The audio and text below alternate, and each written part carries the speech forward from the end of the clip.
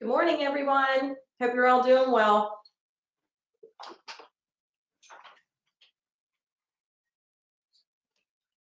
Yeah, we're just gonna give it a couple more. We're just gonna give it a couple more minutes to see if a few people join the call.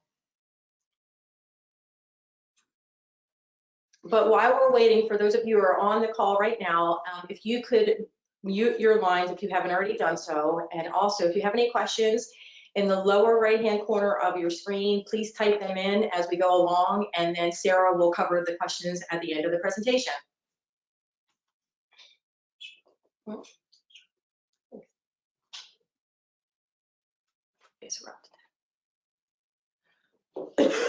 Excuse me.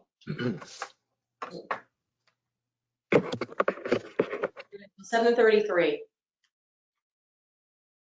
Then we're gonna have at it, right? Yep.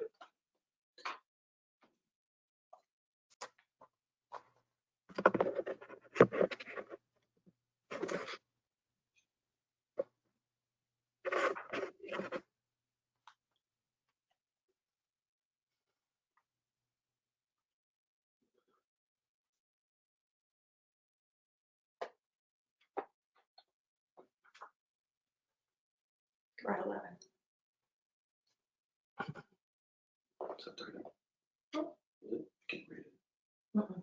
Two. Mm-hmm. Okay. Good morning, everyone, and thank you for joining the MCA community for our next Tuesday talk. Our presentation today, as you all know, is around the PPP. The way we kind of frame this is you got your funds, now what? PPP has been an incredible resource for so many business owners across the country. 4.5 million businesses have applied and received funds so far. And you know, this is something that was put together fairly quickly. It's really amazing if you think about it. In a country of 335 million, this was slapped together in a few days through the Treasury Department and the SBA. And certainly there were some problems to start. Those first couple of days when companies were trying to apply for funds it was frustrating for a lot of business owners. But so far it's been a great resource. We know both anecdotally and statistically that it's helped a tremendous amount of business owners stay afloat and also keep people employed, more importantly, over this historic economic contraction. Joining us today is our friends from KatzAbosch. KatzAbosch is not only an expert in this field, but also an associate member of MCA Maryland. So they're invested in the MCA mission. You've certainly seen KatzAbosch at our events over the years, and we're really proud to have them as team members of MCA. We have three people from KatzAbosch joining us today. Kristen Bailey, Fred Landy, and Sarah Evans. Kristen is a principal with KatzAbosch and leads the firm's construction services group. She's a CPA and holds the prestigious distinction of Certified Construction Industry Financial Professional, the CCIFP. She's also a certified construction auditor. She's been working professionally with construction contractors for over a decade. Her areas of specialization include tax planning, financial reporting, assistance with bonding and financing, M&A valuation, succession planning, job cost systems evaluation. Fred is a senior consultant at KatzAbosch. He's also a CPA and CFA. He's been a CFO, controller, treasurer for various enterprises. I wanted to just have people know how to reach KatzAbosch. They're going to cover PPP, but obviously KatzAbosch covers a whole host of other areas. So maybe have Sarah inform our community how best to reach KatzAbosch when this presentation's over. Certainly, thanks, Chuck. I'm Sarah Lands. I'm the marketing manager for KatzAbosch. At the end of the presentation, you'll see a slide that has Fred and Kristen's contact information. They are the best people to reach in regards to your questions around this legislation and this program. And again, our website is KatzAbosch.com. You're welcome to go there. We have a COVID-19 resource center that people are finding very helpful. We do have different industries segmented out there, so please go there. You can always reach us through our website too. There's a contact us page, and you're welcome to fill that out, and we'll get right back to you as soon as possible. Great. We're really excited to be here today to go over the changes in the PPP loan due to the new Flexibility Act, because there are a lot of meaningful changes. And then also to go over the confusing loan forgiveness application process. So let's get started. There were,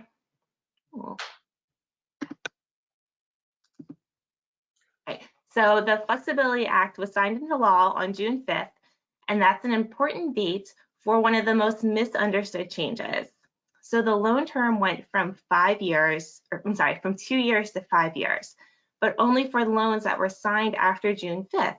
So if you have one of those original PPP loans that were signed back in April, you still have a 2-year loan term. However, there's nothing in the act that prohibits the borrower and lender from renegotiating that 2-year term. But hopefully with some of the other changes, we're going to see a lot more loans at 100% forgiveness. So the renegotiation might not be necessary. Another huge change is that the covered period went from 8 weeks to 24 weeks, which this was giving a lot of contractors some heartburn, because as you know, the loan amount was based on 10 weeks of payroll, but then you only had 8 weeks to spend it. So now you have 24 weeks or December 31st, whichever is earlier. So a lot of you with the original PPP loans back in April will have 24 weeks. Another requirement for the loan forgiveness was the restoration of full-time equivalents. And that needed to happen no later than June 30th. It's now no later than December 31st. It's important to note here is you don't have to keep your full-time equivalents the entire rest of the year, because as you know, layoffs are part of the construction industry. The restoration just has to happen not later than December 31st if you did have a full-time equivalent reduction. There are also 2 additional new safe harbors for not being able to restore your full-time equivalents. One of them is the inability to rehire individuals that previous employees or similarly qualified replacements. The other one is that your business never returned to the same pre-COVID level prior to 2/15/20. Now, one of the things you'll hear us say probably a million times during this presentation is contemporaneously document everything related to this PPP loan. So for your inability to rehire an individual, you want to, say we had this individual that had these qualifications, we laid them off, we offered a good faith offer, it was rejected because she couldn't find childcare. Here's everybody who applied, here's her job listing, here's who applied.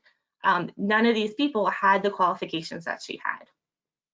For the second one, we're going to need some additional guidance from the SBA as to what the same level of business prior to 2/15/20 exactly means, and how many full-time equivalents do you not have to restore. So, but those safe harbors are now out there.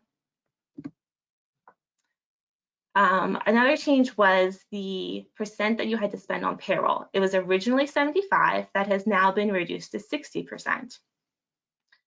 So payroll costs include salaries and wages up to $100,000. It's now $46,154 per person for that covered period. So any amounts in excess of that do not go towards the forgiveness calculation. Health insurance, retirement benefits, and your state unemployment taxes. One question that we get a lot from our contractors is, does hazard pay cost as payroll? Does hazard pay count as a payroll cost? And it absolutely does, as long as it's reasonable and you document, why you're giving it and when you're giving it. So again, documentation is key for the hazard pay. And there are some employees that are going above and beyond right now, and they might need a bonus, or you might want to give them a bonus. So that absolutely can count towards your salary cost, again, as long as it doesn't exceed that 46,154, and you can document it and it's a reasonable bonus. You know, it might not make sense to double their salary for that 24-week period, but certainly there are some employees that might deserve a little pay bump. The deferral period was changed. So we originally had sort of vague a period not less than 6 months, but now we have until the date that the loan forgiveness is remitted to the lender. So we have our deferral period, which is now 24 weeks. Oh, one thing I forgot to mention is that if you have an original PPP loan, you can elect to use the original 8-week deferral. So you have your 24 weeks or your original 8 weeks, and then you have the period of time that's required to submit your application. And they're giving us 10 months. Hopefully it does not take 10 months to complete that application, but it is 11 pages right now. So you have your 24 or 8 weeks plus your 10 months, and then that first day after that is when your payment of principal, interest, and fees are due. Your interest will accrue back on the unforgiven portion to the day you receive the loan. But hopefully, again, now that we have some changes, mainly the 24 weeks, you should be able to get a large portion of your loan forgiven, if not all of it.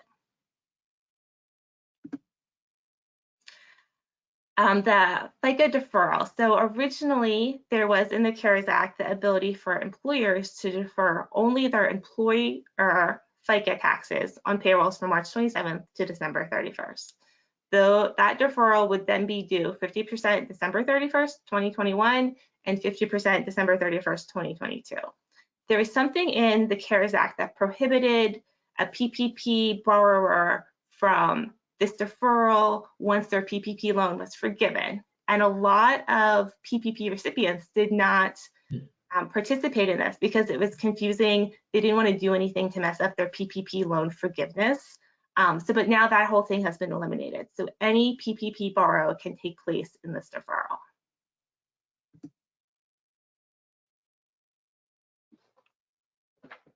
Okay, good morning, everybody. Before we move on to the loan forgiveness application form, I just want to repeat a couple of words that Kristen mentioned while she was speaking that you'll hear throughout the presentation. And one of those words is document. You want to document everything. So you'll keep hearing that word. You want to make sure that all of your actions and thought processes are well documented, just in case SBA comes in and looks at your loan down the road. Another one is reasonable. Everything that you do needs to be within the bounds of reasonableness, and I'm going to add a related word, good faith. If SBA looks at your loan, they're going to be looking at it through the lens of good faith and reasonableness. Did you act in good faith, and were your actions reasonable? So just keep that in mind. This is the first page beyond instructions of the loan forgiveness application form. Now this is the old form and there is no new form yet. So, you know, as we go through this, you're going to see references to 8-week covered period and 75% payroll requirement. We know those are no longer in place unless, well, the 75% is definitely gone. The 8-week covered period, as Kristen mentioned, if you got a loan prior to June 5th, you can elect to keep that 8-week period. So keeping in mind that this is still the old form, this is the general information section. And a couple of things that you're going to want to take note of. They're going to be asking for number of employees. That is actual number of full-time and part-time employees. That's a head count, not FTEs. We're going to be talking a lot about FTEs throughout this application, but in this case, they're looking for a number of employees.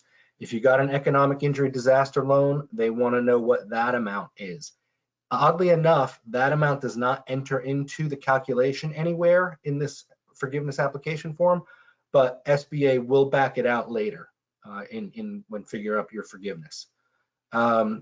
Just a reminder that the covered period of your loan starts on the day that your loan proceeds were received. Now you can also elect for payroll purposes only to use an alternative payroll covered period, and we're going to get to that in a minute. And then the final line on this, in this section, general information on page 3, is it's asking if your PPP loan was in excess of $2 million. And if you check that box, your forgiveness application form goes in a special pile because you will be reviewed by SBA. The SBA came out and said all loans over $2 million will be reviewed.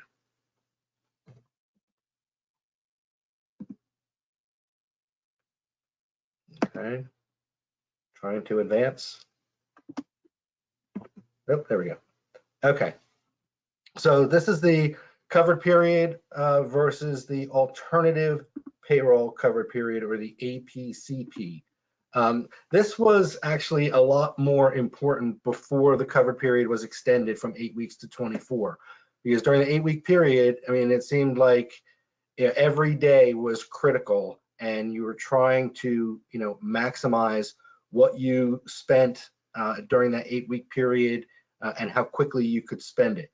The alternative payroll covered period is the 24-week period that begins not on the day that you got your loan, that's the covered period, but it's the 24 weeks now of payroll that begin on the first day of the first pay period following receipt of your PPP loan proceeds. And then you can use those 24 weeks. So you get a later start, and theoretically you'll have more FTEs if you get a later start on your measurement of your payroll.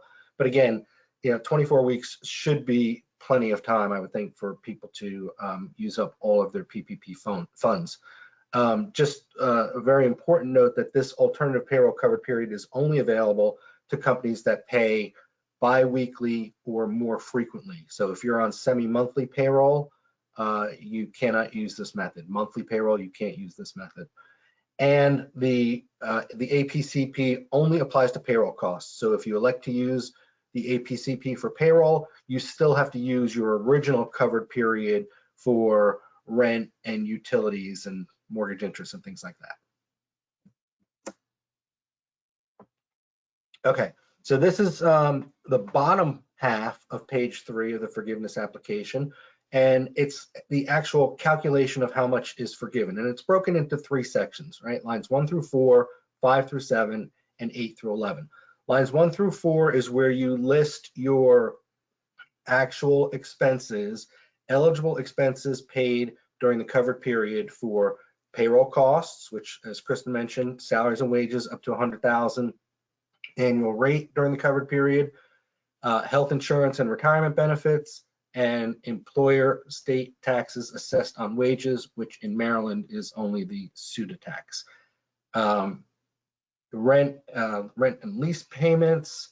So you have business mortgage interest on real and personal property in place before February 15th of this year, and business rent or lease payments on real and personal property in place before February 15th. So there was some question, does rent only mean, office rent? Well, no, it doesn't. If you rent equipment, that is eligible.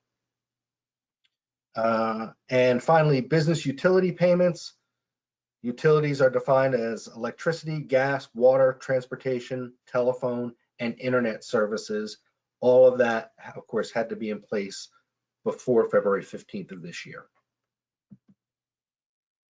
Second section is the adjustment for FTE reductions and salary or hourly wage reductions. So you have to figure the reduction in your FTEs during the covered period of your loan, or the APCP if you use it, compared to one of 2 measurement dates, January 1st, 2020 to February 29th, 2020, or February 15th, 2019 to June 30th, 2019. So you figure up your average FTEs for both of those periods, and then you pick the lesser of the two of those as your FTE measurement period, because that will be the most advantageous to you. For seasonal employers, you can use any 12 consecutive weeks between May 1st and September 15th of 2019. So it's in this section that you will figure up your reduction in your maximum forgiveness amount as a result of salary reductions or FTE reductions. And then in the third section, lines 8 through 11, this is the simplest of all. You're figuring up how much is my forgiveness amount. So line 11 is the bottom line. That's how much is your forgiveness amount. And that is the lesser of lines 8, 9, and 10. Line 8 is your total eligible costs reduced by that middle section, the FTE and wage reduction section.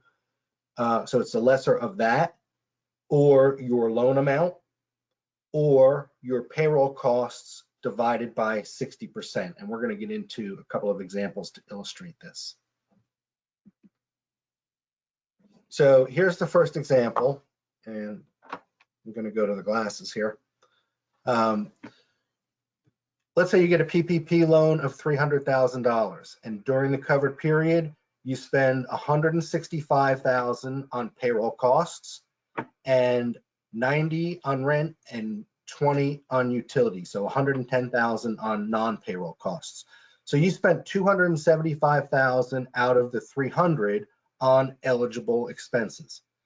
For purposes of this illustration, we're going to say there's no reduction for salaries and no reduction for FTEs.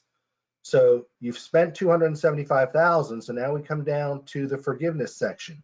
Your modified total is $275,000 times 1, which is your reduction quotient. So since there was no reduction, it's 1. So it's $275,000. Your PPP loan amount was $300,000. So right now your forgiveness amount is the lesser of these two, but then the third comparison is your payroll cost requirement, which is line 1, $165,000 divided by 60%, which is $275,000. In other words, how much did you have to spend in total for 60% of it to be what you spent on payroll costs? $165,000. Well, in this case, the math miraculously works perfectly, and you spent 60% of what you spent in total on payroll costs. So the lesser of these three is $275,000. That's your forgiveness amount. Your loan amount was $300,000. Whoops, what just happened? So your... Here, I'll get it, Fred. There you go. Oh, thank you. One more.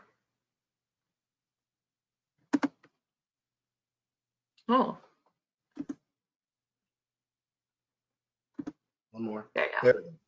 Okay, so you spent $275,000. You spent 60% of it on payroll. Your loan was $300,000, so you have an unforgiven loan balance of $25,000. Okay.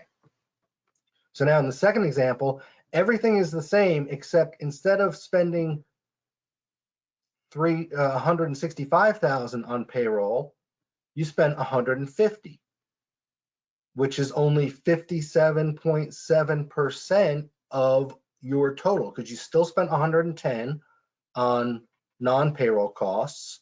So now you spent a total of $260,000, not $275,000. So your forgiveness amount is the lesser of $260,000, or your loan amount $300,000, or your payroll cost requirement, which is line 1, $150,000 divided by 60%. In other words, how much did we have to spend in total for 60% of that to be what we spent on payroll costs, which is $150,000? The answer is $250,000. So your forgiveness amount is the lesser of $260,000, $300,000, or $250,000, which of course is $250,000, and you wind up with an unforgiven loan principal of $50,000. So example 2 compared to example 1, you only spent $15,000 less in example 2 than you did in example 1, but your forgiveness amount is $25,000 less because you didn't reach the 60% for payroll. Make sense? Okay, so similar to when you submitted your original loan application, there's going to be a section of certifications that you're going to have to sign off on. This is what the application looks like now. We are expecting some changes to update the terms of the new covered period and the new max amount. But here is a summary of what you'll be certifying to. So pretty much that, you're only asking for forgiveness for qualified costs, that the tax documents that you submitted to back up those qualified costs are the same that were filed with the IRS, that you verified the accuracy, that you submitted all documentation, and that if you knowingly spent the funds for unauthorized purposes, there's civil and criminal fraud charges, and that if you knowingly lied on this application, you can have up to 30 years in prison and a $1 million fine. You also acknowledge the fact that the SBA may request additional information from you. The SBA has said they have 6 years to go back and review any loan. So this is why contemporaneous documentation is so important right now, because everything seems very clear and obvious when we're in this, but 6 years from now, are you going to be able to remember why you made a certain decision? So it's very important that everything is documented, and we'll go over documentation a little bit later. Okay, so this is Schedule A of the loan application. Schedule A is kind of like a funnel in that it takes a lot of information from the PPP Schedule A worksheet, which we're going to get to in a minute, and it funnels it down into PPP Schedule A, which then certain items flow to the loan forgiveness worksheet that we just looked at a minute ago. So on this page, you're going to be summarizing total cash compensation paid during the covered period, average FTEs during the covered period, any salary and wage reductions. You're going to come up with the amounts for health insurance, retirement plans, state and local income taxes that are going to go in that first section of the previous form that we looked at. And we're going to look at the FTE reduction. This Schedule A looks at the FTE reduction calculation for the covered period or the alternative payroll covered period versus the chosen reference period we discussed earlier. So that's what's going on Schedule A. This is the Schedule A worksheet. This is the third section of the forgiveness application, and this is where most of the work is. So you can see there's Table 1, Table 2, and then there's the calculations for salary reduction safe harbor. Let's take a closer look at Table 1. So Table 1, you list all the employees who, the first bullet point says, were employed by the borrower whose principal residence was in the United States. Well, that's a given, okay? That's one of the rules. The people involved in this calculation have to have their principal place of residence in the United States.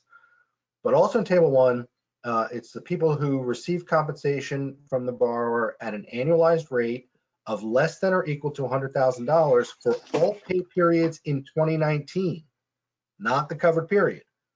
All pay periods in 2019, or who were not employed by the borrower at any point in 2019. So you list the employee's name, their cash compensation during the covered period, average FTE for that person, and any salary or hourly wage reduction. Obviously, you're going to need Excel spreadsheets in most cases to support this schedule because this only handles like 8 or 9 people. So you probably need to have Excel spreadsheets, and you would anyway to make these calculations. Okay. And you'll see down here, there's a thing called FTE reduction exceptions, which Kristen's going to get to in a couple minutes. Those are add backs to your FTE count, which we'll get to shortly. Okay, so we have 2 different ways to calculate full-time equivalents. You have your actual method where you take your average number of hours paid per week, divide by 40 around to your nearest tenth. You want to make sure you cap people that worked over 40 hours at 40 hours because no person can be more than 1 full-time equivalent. Then you have the simplified method where everybody who's worked 40 hours is 1 and everybody who worked less is 0.5. So you do get to choose whichever one benefits you the most, but there's a lot of dates where you have to calculate full-time equivalents, and you want to make sure you're using the same method for all of those dates.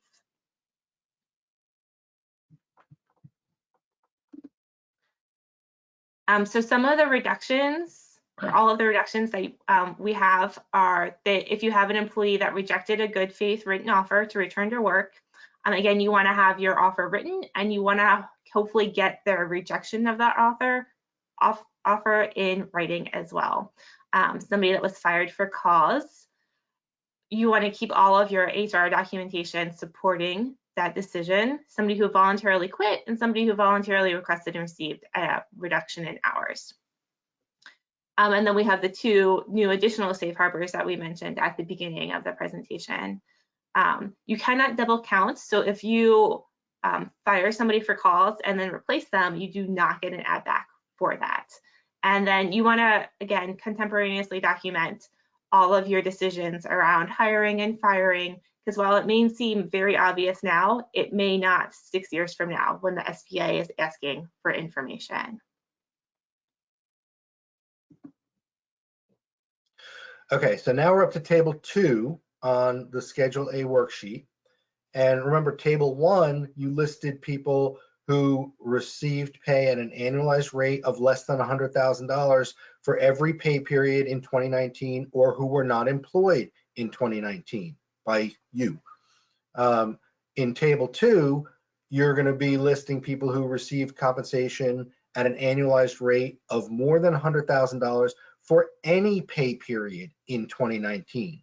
So for example, if you have somebody on the payroll that makes $70,000 a year, okay, that's less than the annualized rate of $100,000, but if you gave them a Christmas bonus of $10,000 in 2019, that one pay period, they're at an annualized rate of more than $100,000, and that bumps them to table 2.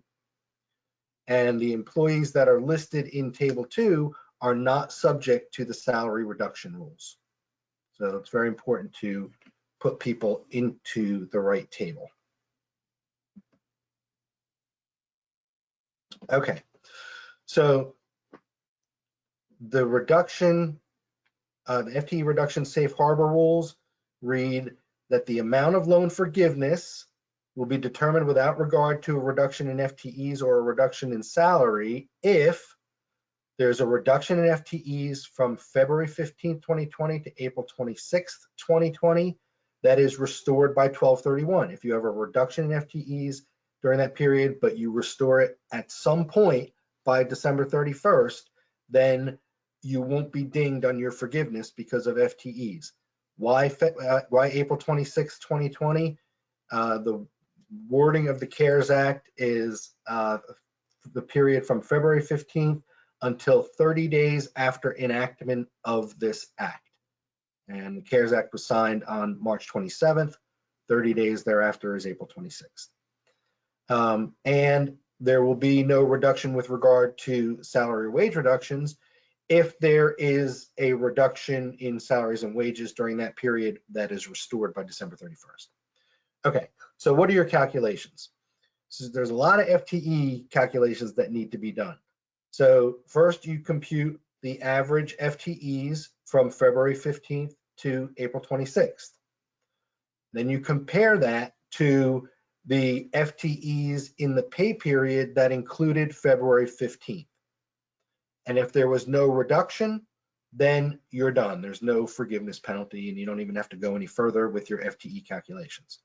If there was a reduction, then you need to compute the total FTEs in each pay period through December 31st, 2020. And if at any time the FTE total between April 26, 2020 and December 31st, 2020 is equal to or greater than where you were on February 15th, then you've restored the reduction and there's no forgiveness penalty.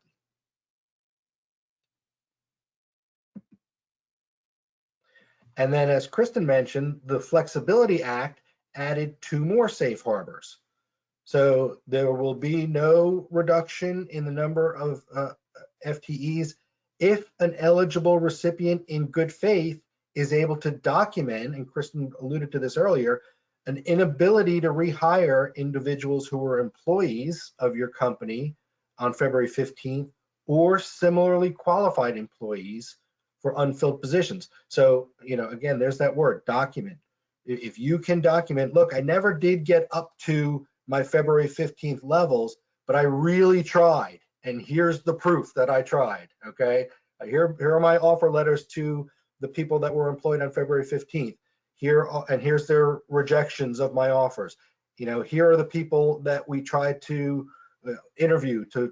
We thought they were similarly qualified. So if you have all that documented and you can prove, look, we just couldn't get there, then you will not be dinged on your loan forgiveness for FTEs. Or if you have an inability to return to pre-February 15th levels of business because of requirements relating to sanitation or social distancing or other safety issues, then you really had no reason to get back up to your old FTE count. So why would you if your business didn't require it? And again, as Kristen said, this will likely require some clarification because, how do you measure that? Are you measuring the month of December business compared to last January? Are you comparing fourth quarter of this year to fourth quarter of last year? We really don't know, but just keep that in the back of your mind that if you can't get back to your pre-COVID levels of business, you're going to need to document why. And if you can, then any reduction in loan forgiveness will not hurt you for loan forgiveness. Or any reduction in FTE count will not hurt you for loan forgiveness.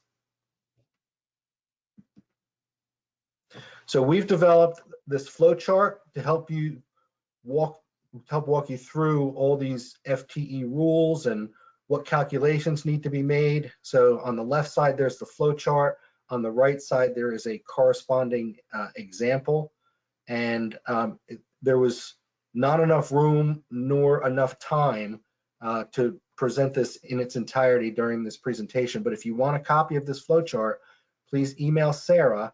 You can see her email address is down here, slands@KatzAbosch.com. Okay. Another requirement is that the average annualized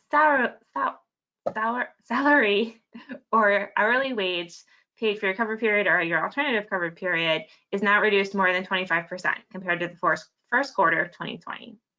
This has to be computed by employee, and it has to be computed for several pay periods. So this needs to be computed as of 2/15 for 2/15 through 4/26, and at some point by December 31st, 20. So if you restore if you had to reduce wages, but if you restore it by December 31st, 2020, then there's no reduction in your forgiveness.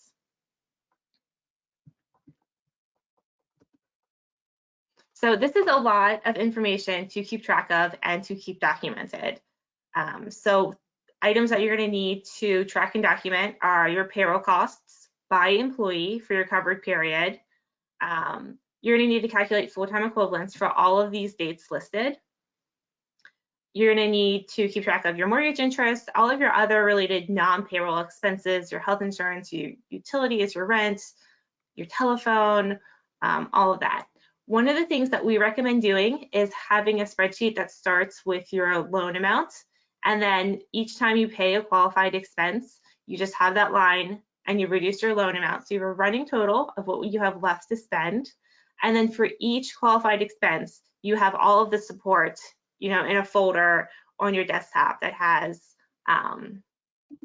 like for your payroll, you're going to need your payroll reports. If you're working with like ADP or Paychex, we hear they're coming out with reports that will hopefully make, computing your full-time equivalents and tracking the payroll for the periods that you need it tracked for very easy.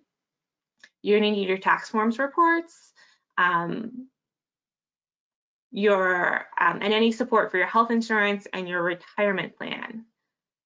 For your non-payroll, you're going to need canceled checks, invoices, your bank statements, your loan statements, and additionally for those, you're going to need proof that you had, you were incurring those expenses before 2/15/20. So not only will you need your utility bill for your covered period, but you'll need your February utility bill as well, and your February telephone bill, your lease agreement for your rent, your loan agreements for your interest. For your full-time equivalents, you'll need your payroll support that shows the number of hours per pay period, and then you'll need your spreadsheet where you've done all of your calculations.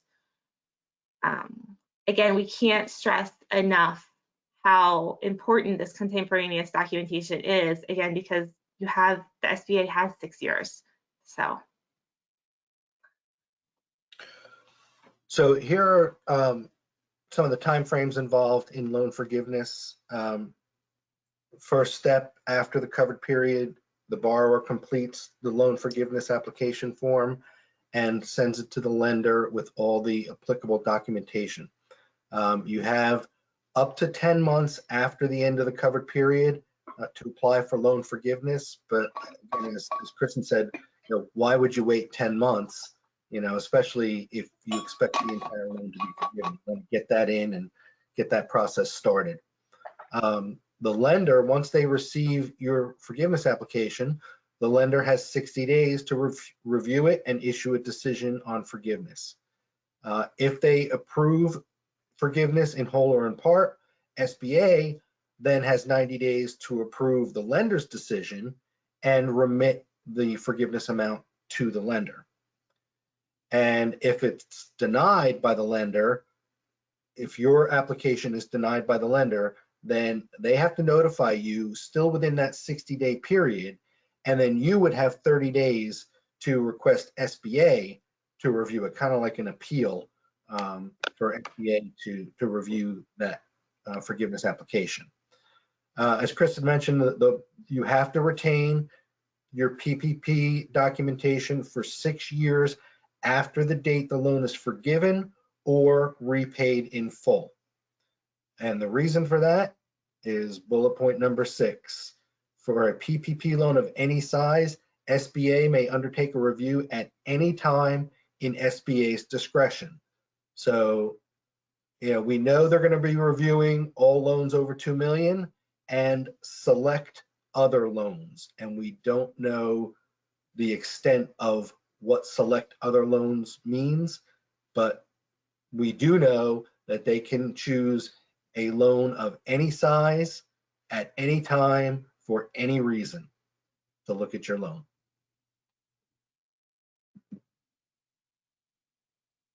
Okay, so what's in doubt?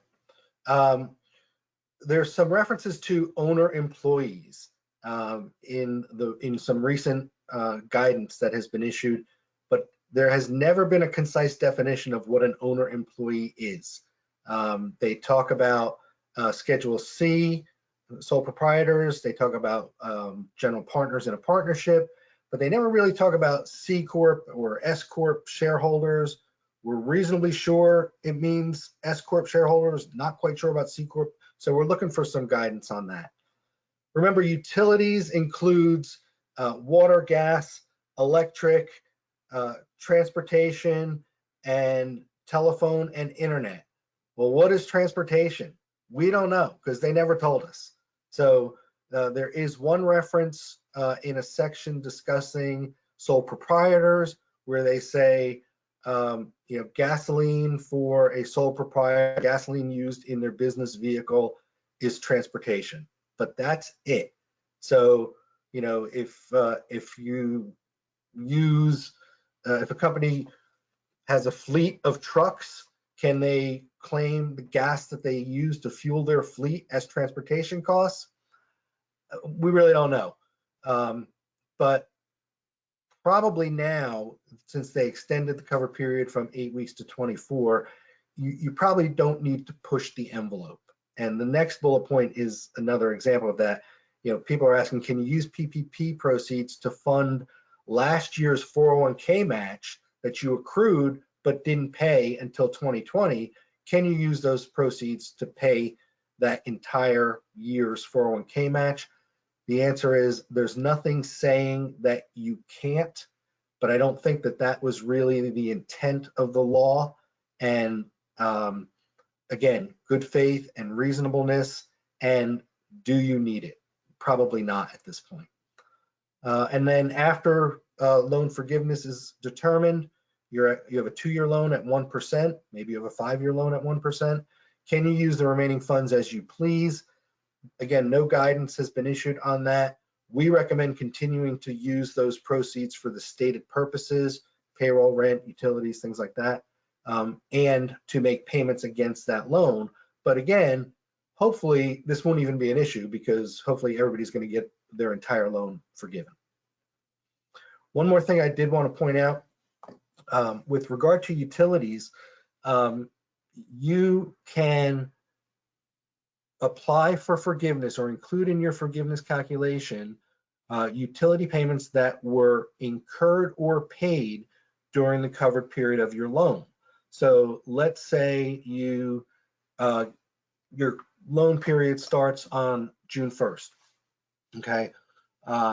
You can use all of the, let's say it ends on what, October 10th, okay?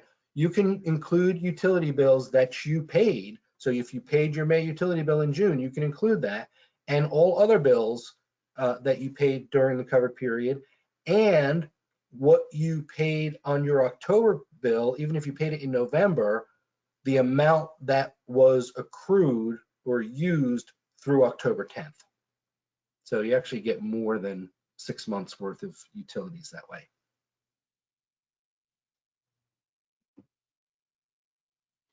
Okay, so some takeaways from today's presentation. One, track your PPP loan proceeds.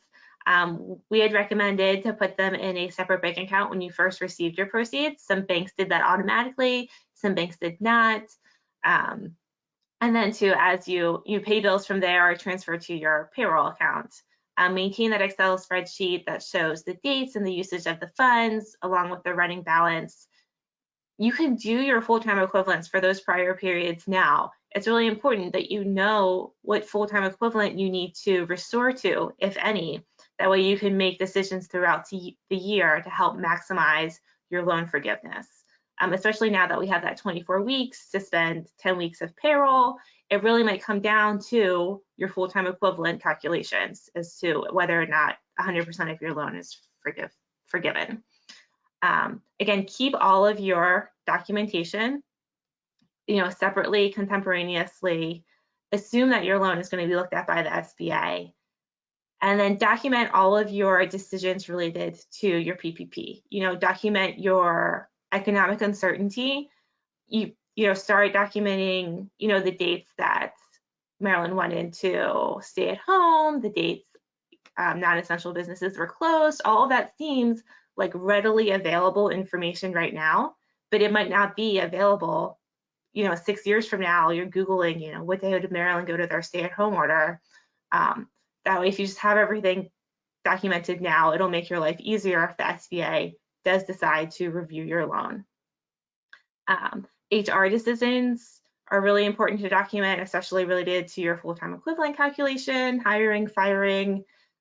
And if you can document things, in minute meetings is great, memos, projections as to, what you thought your business was going to do, what it's doing now.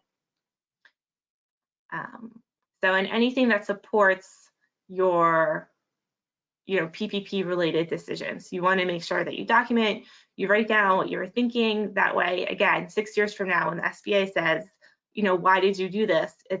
You have it all right there. And then again, good faith and reasonableness is so important to supporting your decisions.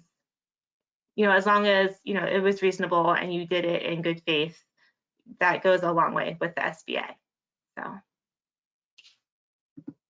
So Kristen, I'm going to interject one thing before we move on to the resources relating to good faith and reasonableness. We talked about hazard pay briefly earlier. Is hazard pay, hazard pay bonuses, are they includable for forgiveness? And the answer is yes. You have to document that, I had to pay, or I felt like I had to pay, or I felt like I wanted to pay my employees hazard pay for these reasons. And, you know, as long as you document them, then they are likely going to be accepted as part of your forgiveness calculation. So, you know, that's a good reason to spend PPP funds.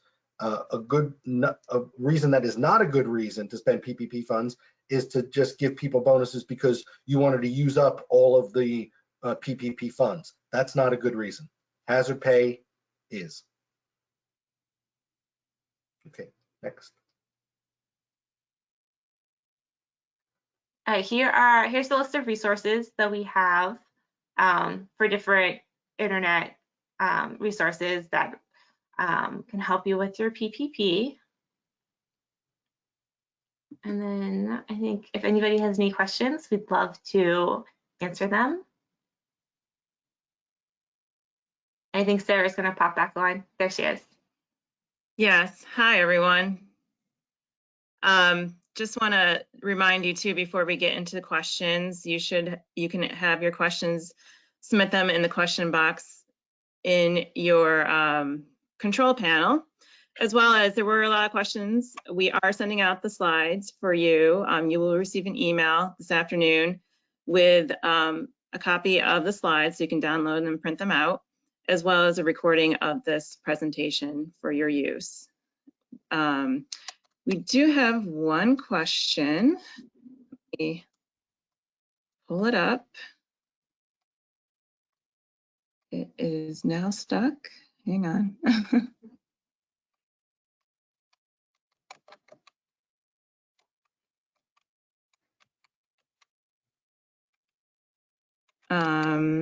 It was from Sarah, I just sent it to you in chat. Thank you. So the question was, with the 24-week period, if eligible payroll costs easily exceed the PPP loan amount, should he even bother to include the rent or utilities to just simplify the application and back up the documentation, since those additional expenses are not needed to achieve full loan forgiveness? Yeah, that's a good question. There's no reason to, obviously you're not going to get more forgiven than what you borrowed, and you're not going to get more forgiven than what you spent. So at that point, it really doesn't matter. You can spend 100% of your loan on payroll costs and then just submit your payroll for forgiveness. So really, it doesn't matter. You can do, just as long as, you know, your payroll costs exceed 60% of your forgiveness request. Great. We also have another one from Dennis. You mentioned sole proprietors. Is there a program for them? If so, can you give a reference on where to find it? I'm sorry, is there a program for them? For sole proprietors? So sole proprietors can apply for a PPP loan. Keep in mind that the deadline for new PPP loans is June 30th. So if you haven't done it yet, I recommend you do it quickly. You can go to SBA's website or treasury.gov to take a look at the application. I would contact your bank right away. You're going to be limited to your 2019 Schedule C, line 31. That's your net profit from self-employment. That amount times 2.5/12 is going to be the amount of your PPP loan, subject to the $100,000 limit. So if your Schedule C line 31 was 100,000 or more, then your loan amount is going to be $20,833, which is 2.5/12 of 100,000. If it was 50,000, then you're going to be, your loan will be 2.5/12 times 50,000. Great. Okay, and there is another question. If we had 43 employees prior to March 15th and only returned 40 employees, but used all of the PPP loan on payroll, will there be a reduction for less employees? So I'm going to assume we're talking about FTEs and not headcount. So if you had 43 employees on February 15th. He said March. Huh? Oh, sorry. He said March, prior to March 15th. Prior to March. Okay, so the measurement is, the first measurement is how many employees did you have during the covered period compared to the two reference periods, right? And that's the lesser of January 1 to February 29th of this year, or February 15th to June 30th of last year. So you take the lesser of that, and if there was a reduction from that reference period compared to the average FTEs in your covered period, then you have a reduction. Then the question is, was that reduction restored? Okay, and that's a set of different calculations. That's where you start with how many did I have on February 15th of this year? Then how many did I have for the period February 15th to April 26th? Well, if there was no reduction between those two periods, then you don't have a reduction in your forgiveness. If there was a reduction in that period, February 15th compared to February 15th to April 26th, then did you get back up to February 15th levels? I'm assuming 43 on February 15th, right? Did you get back up to 43 at any point by December 31st? Even if you did for one pay period, then you've restored that reduction and you don't have to maintain it until December 31st. You've restored it and there's no reduction in forgiveness. If you never did get back to 43, then you have to document, why didn't I? Well, I really tried and I couldn't. And here's my documentation for that. Okay, no forgiveness reduction. Or, well, I didn't need to get back up to 43 because my business levels never did get back up to pre-COVID levels. And here's the documentation behind that. Okay, no forgiveness reduction. But if you're at a point where you say, well, we had 43 and then we went down to 40 and then we never did get back up to 43 and we can't document why, we don't know. Well, then you're going to have a forgiveness reduction. And all this, the flow chart that we referenced earlier walks you through all of this. Great. Can union dues for healthcare and retirement be included in the calculation for the cover period? Can union dues for healthcare and retirement be included in the calculation for the cover period? Is that an employer expense? Yes? Yes. So I think they mean the amount that the employer pays for the healthcare and the retirement to the union, not the employee union dues, but the I got you. Okay. Well, I mean, that's correct. Huh? That's correct, she says. Yeah. Okay. So that is healthcare. Again, if you need it, I would include it, but hopefully you won't even need it in your calculation. Hopefully the payroll will, be plenty over the 24 weeks. And I would recommend don't put anything that might be looked at and denied unless you need it. Makes sense. Another question, when do you think you'll know about the owner employee over 100,000? It's anyone's guess. I look every day. I check the guidance, seeing if there's any clarification on that.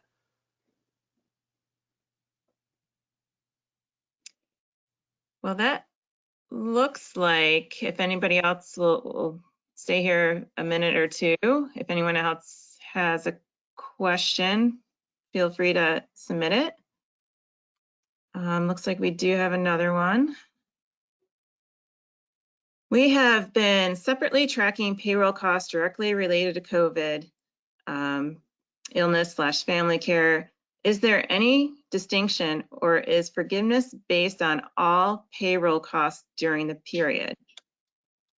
As if we maintain our workforce, we can expect forgiveness of any payroll in that period.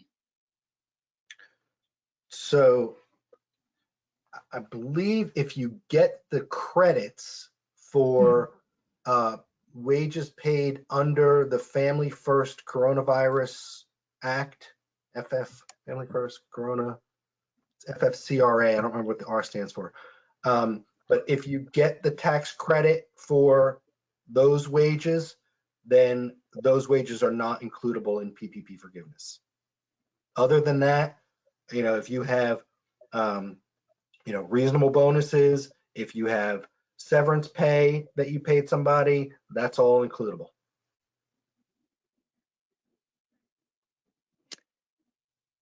Great. Of course, limited to the 100,000 annual rate, no more than 46,154 for anybody in the 24 weeks.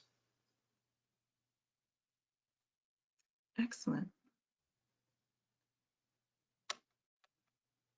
Well, that's all the questions that I have right now. Again, if you have further questions as you go through the slides again or watch the recording again, feel free to reach out to Kristen and Fred. Information is included. If you would like copy of the flow chart to help you with these calculations, again, please feel free to email me at slands@KatzAbosch.com. Just put flowchart request in the subject line and I'll be happy to send it to you.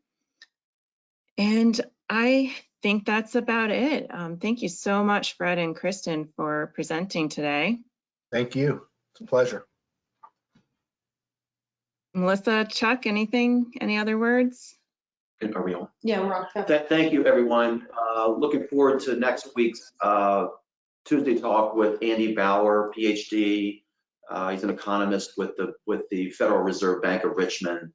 That's Maryland, DC, and West Virginia. So we'll be sending out registration information today or tomorrow. But in light of what's happening, I think it would be helpful information for all of our community. Thank you so much, everyone. Yeah, thank you, Kristen, Sarah, and Fred. We really appreciate your time. You're welcome. Thank you. You're welcome. Have a great one, everyone. Thanks, you too.